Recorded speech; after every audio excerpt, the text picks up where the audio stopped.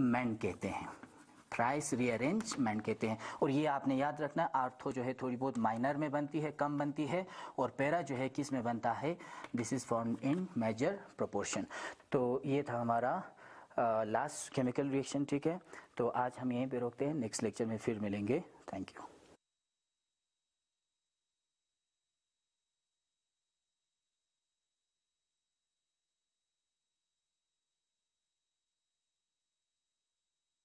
Dear students, अस्सलाम वालेकुम।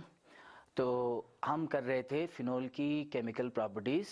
तो लास्ट लेक्चर में मैंने आपको फिनोल की केमिकल प्रॉपर्टीज़ 3 कैटेगरीज में क्लासिफाइड था। कौन से? नंबर फर्स्ट था reactions due to phenolic OH group, number second थे इलेक्ट्रोफिलिक सब्स्टिट्यूशन रिएक्शन, और तीसरा था some special reactions of phenol. तो मैंने आपको पहला कैटेगरी बता दिया था, कौन सा? Reactions due to phenolic OH group. तो आज हमारा टॉपिक है electrophilic substitution reactions of phenol, जिसको आप नंबर सेकंड, ये हमारा, ठीक है, या इनको आप क्या कह सकते हैं, ring substitution reactions of phenol भी कह सकते हैं, ठीक है, या reactions due to benzene ring. तो देखो डियर स्टूडेंट्स, पहले थोड़ी बहुत मैं आपको OH ग्रुप के बारे में कुछ बातें बताऊंगा। तो सबसे पहले आपने याद रखना है OH कौन सा ग्रुप है, यहाँ पे रिंग एक्टिवेटिंग ग्रुप। तो 11th क्लास में शायद आपने पढ़े होंगे, फंक्शनल ग्रुप 3 कैटेगरीज में क्लासिफाइड होते हैं। एक होती है रिंग एक्टिवेटिंग ग्रुप, और दूसरा होती है रिंग डीएक्टिवेटिंग ग्रुप, ठीक है, और तीसरा हेलोजन के केस में है रिंग अगेन डीएक्टिवेटिंग ग्रुप, ठीक है। तो OH हमारा कौन सा है? रिंग एक्टिवेटिंग ग्रुप होती है। तो बेंजीन रिंग को इलेक्ट्रॉन डोनेट करके ये हमेशा क्या करते हैं, इलेक्ट्रॉनिकली एक्टिवेट करते हैं, ठीक है। नंबर फर्स्ट ये बातें आपने याद रखनी है। नंबर सेकंड, रिंग एक्टिवेटिंग के साथ क्या आती है यहाँ पे, आर्थो पैरा डायरेक्टिंग ग्रुप भी आप इनको कह सकते हैं, ठीक है। तो बेंजीन रिंग को इलेक्ट्रॉनिकली एक्टिवेट करके हमेशा आर्थो पैरा पोजिशंस पे इलेक्ट्रॉन की डेंसिटी बढ़ा देते हैं, ठीक। तो इनकमिंग इलेक्ट्रोफाइल, जब भी आप इलेक्ट्रोफिलिक सब्स्टिट्यूशन रिएक्शन करोगे फिनोल की, तो हमेशा इनकमिंग इलेक्ट्रोफाइल कौन से पोजीशन पे आएंगे, आर्थो और पैरा पोजीशंस पे चले जाएंगे, ठीक है। जैसे ये ortho para directing nature hydroxyl group का आप रेजोनेटिंग स्ट्रक्चर से आप क्या कर सकते हैं, समझ सकते हैं, ठीक है। तो देखिए यहाँ पे फिनोल, पहले भी मैंने आपसे कहा, तो यहाँ पे ऑक्सीजन के पास क्या होते हैं, lone pair of electron, it is in conjugation pi electron of the benzene ring. तो इस किस्म के रेजोनेटिंग स्ट्रक्चर जो है वो पॉसिबल होती है, ठीक है। तो पहले क्या हुआ, यहाँ पे आर्थो पे इलेक्ट्रॉन की डेंसिटी ज्यादा हुआ, ठीक है। फिर इसके बाद जब ये घूम के आया तो कौन से पोजिशन पे आया, पैरा पे, फिर घूम के आया कौन से पोजिशन पे आया, ये फिर से आर्थो पोजिशन पे, ठीक है। तो देखिए इस किस्म के इफेक्ट को हमेशा हम क्या कहते हैं, यहाँ पे पॉजिटिव रेजोनेंस इफेक्ट भी कहा जाता है, ठीक है। तो उसकी वजह से हमेशा आर्थो पैरा पोजीशन पे इलेक्ट्रॉन की डेंसिटी ज्यादा होती है। तो मान लो मेरे पास क्या यहाँ पे X कोई इलेक्ट्रोफाइल है, तो ये इलेक्ट्रोफाइल जब भी स्ट्रक्चर फर्स्ट के साथ रिएक्शन करेंगे तो कहाँ चला जाएगा, आर्थो पोजीशन पे चले जाएंगे, स्ट्रक्चर सेकेंड के पैरा पोजीशन पे चला जाएगा, और स्ट्रक्चर थर्ड के फिर से आर्थो पोजीशन पे इस तरह से चले जाएंगे, ठीक है। सो इस तरह से आपको प्रोडक्ट कौन से मिलेंगे, आपको मिलेंगे आर्थो एंड पैरा प्रोडक्ट मिलेंगे, ठीक है। जब भी आप फिनोल की इलेक्ट्रोफिलिक सब्स्टिट्यूशन रिएक्शन करोगे या रिंग सब्स्टिट्यूशन रिएक्शन करोगे, the product will be obtained is ortho and para, ठीक। अब देखिए कुछ एग्जाम्पल्स मैं अभी आपको डिस्कस कर लूंगा। देखिए यहाँ पे आर्थो पे क्या होती है, अगर मान लो ये इलेक्ट्रोफाइल आर्थो पे चली जाती है, ठीक है, कहाँ पे चली जाती है, आर्थो पे, मान लो यहाँ पे X यहाँ पे रखते हैं, तो इन दोनों के बीच में क्या होती है, ये दोनों क्लोज होने की वजह से, या ये हुआ हमारा कौन सा आर्थो, ये दोनों क्लोज होने की वजह से थोड़ी बहुत यहाँ पे क्या होती है, स्टेरिक हिंड्रेंस होती है, ठीक है। तो इसलिए जब ये एक जो है यहाँ चला जाएगा कौन से, पैरा पोजिशन पे, तो यहाँ पे कोई भी स्टेरिक हिंड्रेंस नहीं होगी, ठीक है। तो इसलिए हमेशा कहते हैं आर्थो जो है हमेशा कौन से, माइनर प्रोडक्ट में बनेंगे, और पैरा जो है कौन से बनेंगे, यहाँ पे मेजर प्रोडक्ट जो है इस तरह से बन जाएंगे, या मेजर प्रोपोर्शन में कौन सा बनेगा, हमारा पैरा बनेगा, ठीक है। तो ये था OH ग्रुप के बारे में थोड़ी बहुत information in the electrophilic substitution reactions of phenol, ठीक है। फिर इसके बाद कुछ एग्जाम्पल्स हम यहाँ पे डिस्कस करते हैं। तो मैं लिखूंगा सम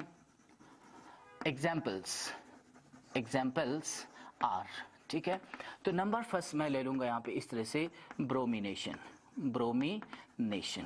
तो देखो बच्चों, जैसे ये है हेलोजिनेशन, आपने 11th क्लास में पढ़ा होगा, ठीक है। फिनोल जो है रिएक्शन करती है किन के साथ? Phenol reacts with bromine water, इसको मैं इस तरह से लिख लूंगा, एक्वस ब्रोमीन या ब्रोमीन वाटर, ठीक है। तो क्या बन जाती है? यहां पे बन जाती है 246 2OH, यहां पे Br, यहां पर भी Br और यहां पर भी Br। ये प्रोडक्ट जो है इस तरह से बन जाती है, ठीक है। इस प्रोडक्ट को हम क्या कहते हैं? 1 2 3 4 5 6, इसको मैं लिखूंगा 2 4 6 ट्राई ब्रोमोफिनोल, ठीक है। तो इसकी हमेशा क्या बनती है? एक व्हाइट प्रेसिपिटेट जो है यहाँ पे बन जाती है, ठीक है, व्हाइट प्रेसिपिटेट। प्लस फिर से लिखूंगा यहाँ पे HBr, रिएक्शन को बैलेंस करेंगे यहाँ पे 3 टाइम्स ले लेंगे, ठीक है। तो यहाँ पर भी क्या होगी? 3 टाइम्स इस तरह से बन जाती है, ठीक। तो ये हुआ कौन से? जैसे एक्वस ब्रोमीन के साथ या ब्रोमीन वाटर के साथ जब भी आप फिनोल की रिएक्शन करते हैं तो आपको बनती है 2,4,6 ट्राइब्रोमोफिनोल बन जाती है, ठीक है। अगर यही केमिकल रिएक्शन जो है, यही केमिकल रिएक्शन फिनोल का हम कैरी करते हैं, दिस इज फिनोल प्लस यहाँ पे Br2 इन नॉन पोलर मीडियम या नॉन एक्वस मीडियम, जैसे कार्बन डाइसल्फाइड या CCl4 में अगर यही रिएक्शन अगर आप कैरी करते हो ब्रोमीन के साथ, तो हमेशा क्या बनती है? We always obtain monosubstituted product. यहाँ पे OH है, यहाँ पे Br प्लस ये वाला बन जाती है OH and this is Br। इनको आप क्या कहते हैं? आर्थो ब्रोमोफिनोल कहते हैं, और इनको आप क्या कहते हैं? दिस इज पैरा ब्रोमोफिनोल कहते हैं, ठीक है। तो मैंने आपसे पहले कहा था ये माइनर प्रोडक्ट होगी और ये क्या होगा? This will be our major product, ठीक है। तो देखिए आपको एग्जाम में यही क्वेश्चन पूछे जाते हैं, व्हाई। तो एक्वस मीडियम में फिनोल का जो है हमेशा ट्राई सब्स्टिट्यूटेड प्रोडक्ट बन जाती है, while in non aqueous medium, non polar medium में हमेशा फिनोल की प्रोडक्ट कौन से बन जाती है? मोनो सब्स्टिट्यूटेड प्रोडक्ट बन जाती है। तो सबसे पहले आपसे पूछेंगे यहाँ पे व्हाई दिस हैपन्स, ठीक है। तो मैं आपको डिटेल में बता दूंगा कि क्यों जो है एक्वस मीडियम में ट्राई सब्स्टिट्यूटेड प्रोडक्ट बनती है और नॉन एक्वस मीडियम में या नॉन पोलर मीडियम में मोनो सब्स्टिट्यूटेड प्रोडक्ट क्यों बन जाती है, ठीक है। माइनस यहाँ पे इस तरह से आप लिख सकते हैं माइनस HBr, क्योंकि यहाँ से हाइड्रोजन एक ब्रोमीन के साथ निकल जाएंगे, ब्रोमीन जो है यहाँ पे अटैच होगा दूसरा, और एक यहाँ से निकल जाएंगे, तो इस तरह से ये केमिकल रिएक्शंस हो जाती है, ठीक है।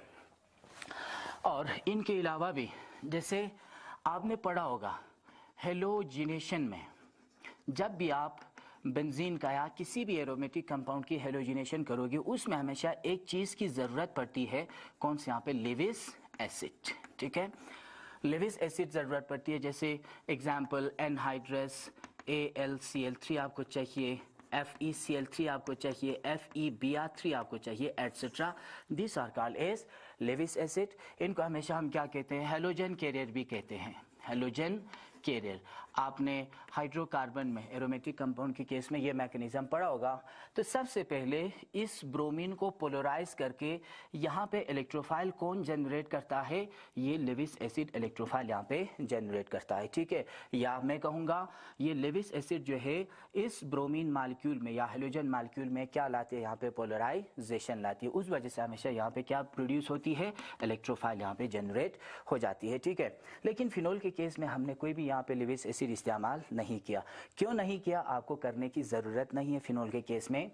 क्यों नहीं है? बिकॉज जो यहाँ पे OH है ना, ये OH जो हमेशा क्या है? इट इज स्ट्रॉन्ग, या मैं कहूँगा इसकी रिंग एक्टिवेटिंग नेचर जो है काफ़ी ज़्यादा होती है, ठीक है। किसकी? OH ग्रुप की रिंग एक्टिवेटिंग नेचर बहुत ज़्यादा होती है, उस वजह से क्या हो जाती है? ये केमिकल रिएक्शन जैसे आप देखिए ये इस तरह से होगा, इसको मैं इस तरह से लिखूंगा O यहाँ पे H, ठीक है। तो यहाँ पे लोन पेयर ऑफ इलेक्ट्रॉन इस तरह से हैं, तो जब ये यहाँ से यहाँ आएंगे प्लस यहाँ पे इस तरह से Br लिख लूँगा, ठीक है।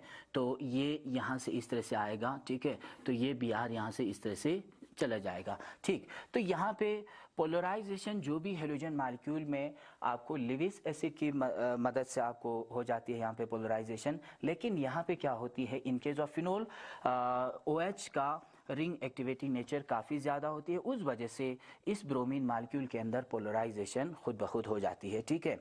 सो इसलिए हमेशा फिनोल के केस में हमें कोई भी लिविस एसिड की ज़रूरत यहाँ पे नहीं पड़ता। तो ये था एक पॉइंट। नंबर सेकेंड पॉइंट, अभी देखिए एक्वस मीडियम के अंदर हमारा क्या बनता है, ट्राई सब्स्टिट्यूटेड प्रोडक्ट बनता है और नॉन एक्वस में हमारा मोनो सब्स्टिट्यूटेड प्रोडक्ट बन जाती है। तो ये क्यों बनती है, इसका मैं आपको इस तरह से जस्टिफिकेशन बता दूंगा।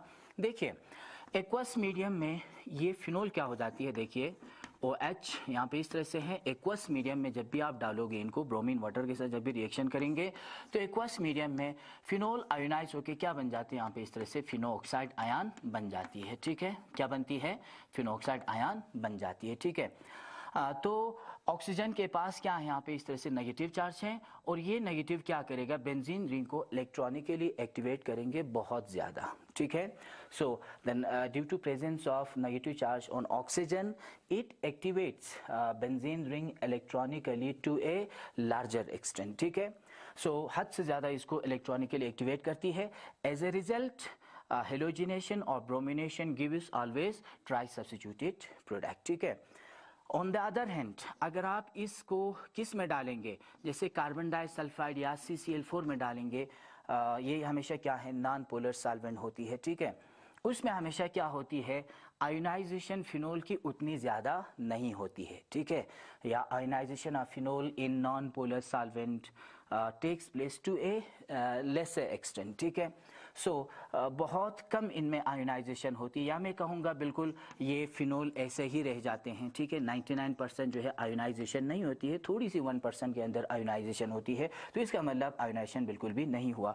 तो OH जो है क्या करते हैं, यहाँ पे इन नॉन पोलर सॉल्वेंट में OH जो है क्या करते हैं, इस बेंजीन रिंग को इलेक्ट्रॉनिकली एक्टिवेट करते हैं और ये एक्टिवेट जो है उतना ज़्यादा नहीं करते हैं। ठीक है, या O नेगेटिव के कंपैरिजन में OH जो है बेंजीन रिंग को उतना इलेक्ट्रॉनिकली एक्टिवेट नहीं करता। तो जब भी आप इनकी ब्रोमिनेशन करेंगे, ठीक है, उससे हमेशा आपको कौन सा प्रोडक्ट मिलेगा, आपको मिलेंगे ortho and para, that is mono substituted product आपको मिल जाती है। ठीक है, तो ये चीज़ें जो है एग्जाम में पूछा जाता है। ठीक है, ये आपने अच्छे से याद रखनी है।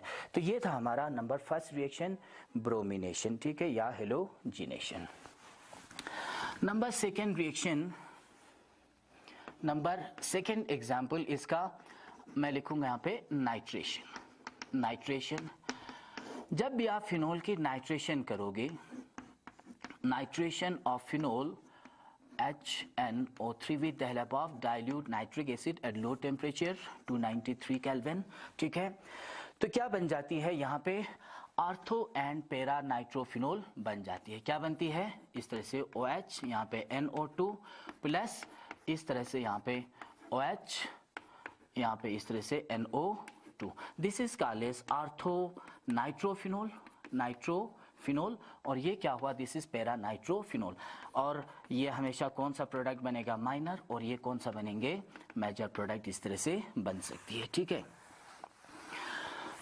देखिए क्या बना यहाँ पे, डाइल्यूट नाइट्रिक एसिड के साथ जब भी आपने यहाँ पे रिएक्शन किया फिनोल की, तो आपके पास बना आर्थोनाइट्रोफिनोल और दूसरा कौन से, पैरा नाइट्रोफिनोल। ठीक है, चूंकि इस रिएक्शन के दौरान क्या होती है, नाइट्रो ग्रुप फिनोल में इंट्रोड्यूस हो जाती है, therefore the reaction is called as nitration. Introduction of NO2 group in a molecule of phenol, this reaction is called as nitration. ठीक है, अब देखिए इन दोनों को आप अलग अलग कर सकते हैं। These two can be separated, can be separated with the help of या by steam distillation, steam distillation.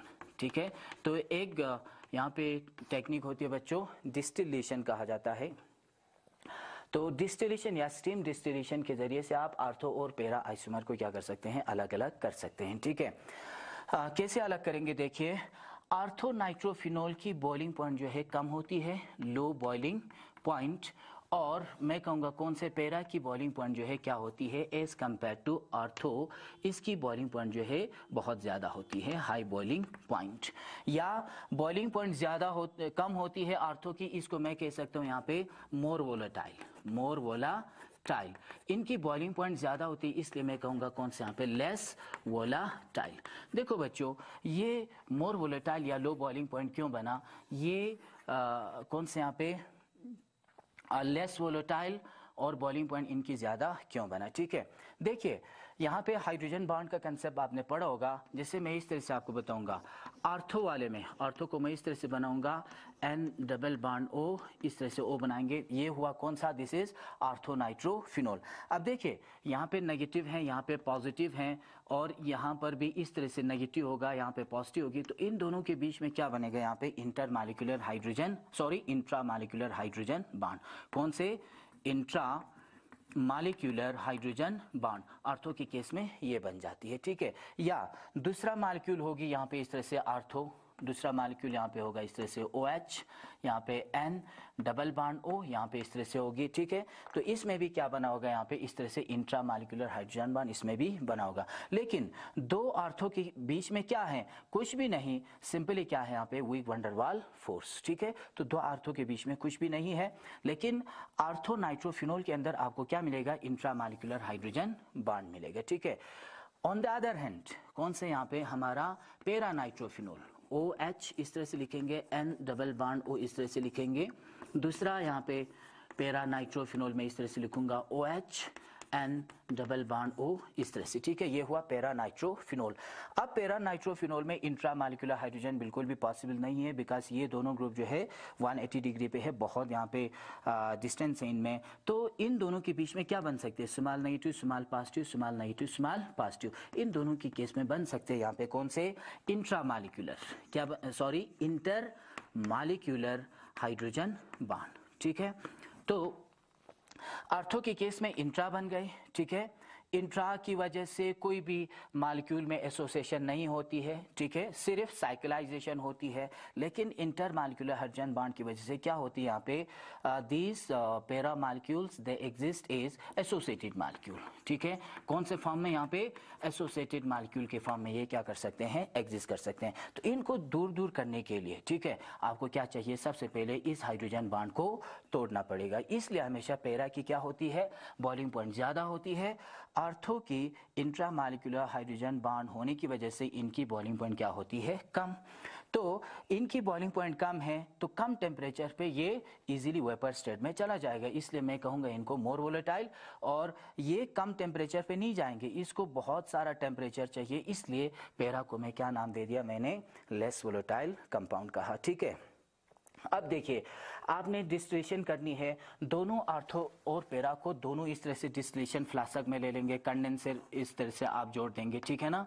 फिर इसके बाद जब आप इनको हीट कर लोगे तो सबसे पहले वेपर फॉर्म में या डिस्टिलेट के फॉर्म में कौन चला जाएगा, आर्थो चला जाएगा, leaving para in the distillation flask. So इस तरह से आप क्या कर सकते हैं, आर्थो और पैरा को स्टीम डिस्टिलेशन प्रोसेस के जरिए से अलग अलग कर सकते हो। तो ये था नाइट्रेशन के बेसिस पे हमें दो प्रोडक्ट बनती है, एक हुआ आर्थो और दूसरा हुआ पैरा। फिर इसके बाद कहते हैं however when phenol is treated with concentrated nitric acid in presence of concentrated sulfuric acid H2SO4, इन दोनों को कहा जाता है नाइट्रेटिंग मिक्सचर। क्या कहते हैं, नाइट्रेटिंग मिक्सचर। आपने पढ़ा होगा लोअर क्लास में। यहां से क्या जनरेट होती है, NO2 पॉजिटिव, इन दोनों के बीच में रिएक्शन होके नाइट्रोनियम आयन एज इलेक्ट्रोफाइल यहां से जनरेट होती है। और ये जब भी आप नाइट्रेशन करोगे इनके प्रेजेंस में क्या बन जाती है, फिनोल का ये वाला प्रोडक्ट बन जाती है OH, यहाँ पे NO2, यहाँ पर भी NO2 और यहाँ पर भी NO2। इनको लिख सकते हैं कौन से, यहाँ पे 2,4,6 ट्राई नाइट्रोफिनोल। ठीक है, 2,4,6 ट्राई नाइट्रोफिनोल कहते हैं, या इनको क्या कहते हैं, this is also called as picric acid भी कहा जाता है। ठीक है, however nitration of phenol in presence of nitrating mixture, that is concentrated nitric acid and concentrated sulfuric acid, we obtain picric acid, that is 2,4,6 trinitrophenol. ठीक है, this is also called as nitration. तो ये था nitration के case में। Number third reaction मैं लिखूंगा कौन से, नाइट्रोसेशन। नाइट्रोसेशन, तो देखो बच्चों, नाइट्रोसेशन का मतलब क्या हुआ, एक और ग्रुप होती है, इनको हम कहते हैं NO को नाइट्रोसो ग्रुप कहते हैं, ठीक है। तो फिनोल में अगर नाइट्रोसो ग्रुप को इंट्रोड्यूस करेंगे, इस रिएक्शन को आप क्या कहोगे, नाइट्रोसेशन कहते हैं, ठीक है। तो नाइट्रोसेशन में हमने क्या करनी होती है, देखिए फिनोल को हमने रिएक्शन करनी होती है when phenol is treated with nitrous acid. मैं इस तरह से लिखूंगा यहाँ पे HONO, या इनको NaNO2 प्लस HCl भी आप कह सकते हैं, या कॉन्सेंट्रेटेड सल्फ्रिक एसिड भी आप कह सकते हैं। एट वेरी लो टेम्परेचर मैं लिखूंगा 280 केल्विन, ठीक है। So nitroso group is introduced at para position.